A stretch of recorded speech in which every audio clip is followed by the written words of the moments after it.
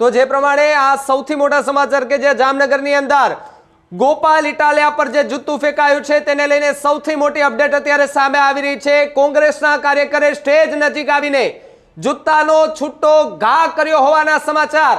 આપ નેતાએ કાર્યકર્તાને લંબારી નાખ્યોના પણ જે દ્રશ્યો જે છે તે જોવા મળી રહ્યા છે। છત્રપાલસિંહ જાડેજા નામના કોંગ્રેસના કાર્યકર્તાઓએ જૂતું માર્યું હોવાની વિગતો અત્યારે મળી રહી છે।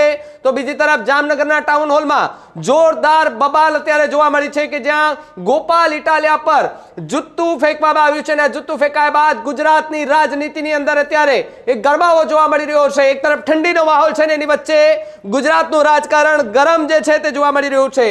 મારી સાથે ભારતીય જનતા પાર્ટીમાંથી શ્રદ્ધાબેન જોડાયા છે। બેન, સ્વાગત છે ન્યૂઝ રૂમ પર આપનું। જી નમસ્તે બેન, જે રીતે ગોપાલ ઇટાલિયા પર અત્યારે જૂતું ફેંકવામાં આવ્યું છે, વિડીયો પણ સોશિયલ મીડિયા પર વાયરલ થઈ રહ્યો છે, પેલા એ વાતને કેવી રીતે જુઓ છો? જો સૌપ્રથમ તો ગોપાલ ઇટાલિયા અત્યારે એક માન્ય ધારાસભ્ય છે ને એનાથી બી વધારે કે એક ગુજરાતી તો છે જ, નાગરિક છે। તો આ પ્રમાણે કોઈ એમના ઉપર જૂતું મારે તો એ મારા પાર્ટીના સંસ્કાર નથી કે આપણે એને વધાઈ લઈએ। બિલકુલ આ એક દુઃખદ ઘટના જ છે। આ રીતે ન થવું જોઈએ। કોઈ પણ વાત છે લોકતંત્રમાં આપ સારી રીતે મૂકી શકો છો, પણ ગોપાલ ઇટાલિયાએ ન ભૂલવું જોઈએ। અને આપણે ત્યાં એક કહેવત છે કે તમે જો બાવળ વોશો ને તો તમે આંબાના ફળની આશા ક્યારેય નહીં રાખી શકો।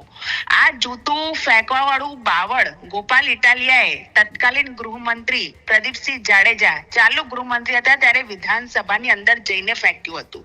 અને એ વખતે બી આપ જુઓ કે પ્રદીપસિંહ જાડેજા એક સેકન્ડ માટે પણ વિચલિત નહોતા થયા, બરોબર છે।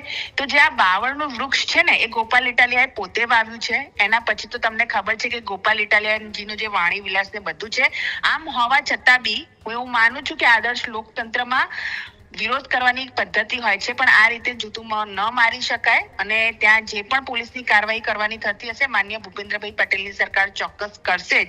અને એ માન્ય ધારાસભ્ય છે ને ગુજરાતના નાગરિક છે એટલે એમને પૂરતી સુરક્ષા પણ પૂરી પાડવામાં આવશે। બેન, વિગતો એવી મળી રહી છે કે જે વ્યક્તિએ જૂતું ફેંક્યું છે એ કોંગ્રેસનો કાર્યકર્તા હતો।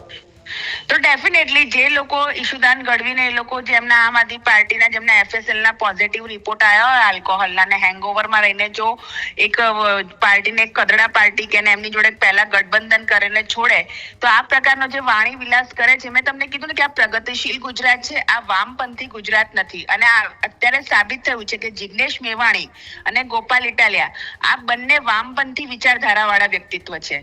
અને હું તમને ડંકાની ચોટ પર કહું છું કે 6.5 કરોડ ગુજરાતી નો જવાબ આપશે, પણ આપશે તો હું એવી આશા રાખું છું કે આપણે બહુ એક શાંત રાજ્ય છીએ, સ્થિર રાજ્ય છીએ, એટલે 6.5 કરોડ ગુજરાતીઓની જે ધીરજ છે એની પરીક્ષા બંને લોકો સાર્વજનિક જીવનમાં જે બફાટ કરે છે, જે ભાષાનો ઉપયોગ કરે છે, જે વામપંથી વિચારધારા ફેલાવીને ગુજરાતની સંસ્કૃતિમાં જે ઝેર ઘોળવા માંગે છે એ ઝેર ઘોળવાનું બંધ કરે, નહીં તો 6.5 કરોડની જનતાના લોકો અત્યારે ધીરજ છે એ સાચવીને બેઠા છે। જે દિવસે ક્યારેક કોઈની ધીરજ ખૂટી ગઈ તો પછી આ રીતના પરિણામો છે આપણને સાર્વજનિક જીવનમાં જોવા મળે છે। બેન, એક સવાલ એ પણ મારે સમજવો છે કે આમ આદમી પાર્ટીની સભામાં કંઈ પણ થાય તો પછી આમ આદમી પાર્ટીના નેતાઓ ભારતીય જનતા પાર્ટી પર કેમ ઠીકડું થોડે છે?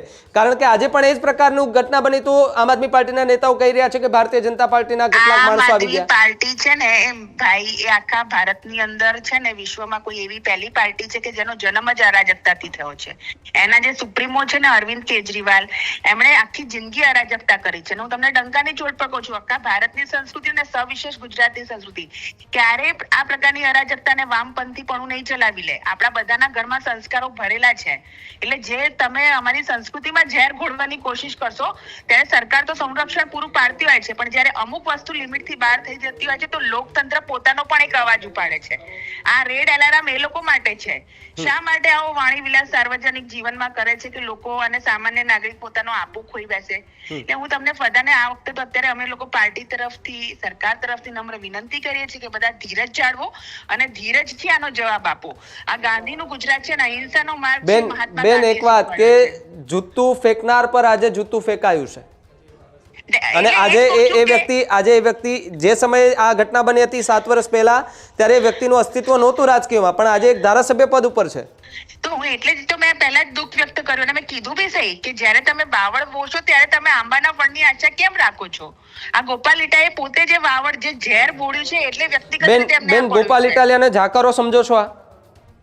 નહીં સાંભળો, જાકારો છે કે એ છે તો બધું જનતા જનાર્દનનો નિર્ણય છે. જો ભાઈ બરોબર છે, લોકતંત્રની અંદર જે કોઈ જનાર્દન છે તો એ જનતા છે, એ અમારી પાર્ટીના સંસ્કાર છે ને અમે આજે પણ માનીએ છીએ. અને અમારા માટે સેવા એ જે છે, સત્તા એ સેવાનું માધ્યમ છે. અમને હંમેશા સત્તા જોઈએ છે, પણ અમારો ભાવ સેવા કરવાનો છે. અમારો ભાવ આ દેશને અને આ રાજ્યને ઉચ્ચતમ જગ્યા પર વિકાસ ઉપર લઈ જવાનો છે.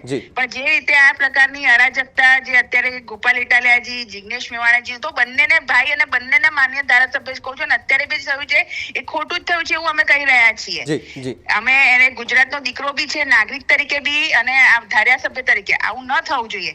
પણ હું એવી બી બંને પાસેથી અપેક્ષા રાખું છું કે સાર્વજનિક જીવનમાં ગુજરાતની જે જનતા છે એના આવા સંસ્કારો નથી. એટલે અમારી જે સંસ્કારી જે આખી ગુજરાતી જે ગરવી ગુજરાત છે એને સંસ્કૃતિને જાળવી એ લોકો વાણી વ્યવહારને વર્તન કરે તો વધારે સારું. જી બેન, ખૂબ ખૂબ આભાર જોડાવા બદલ.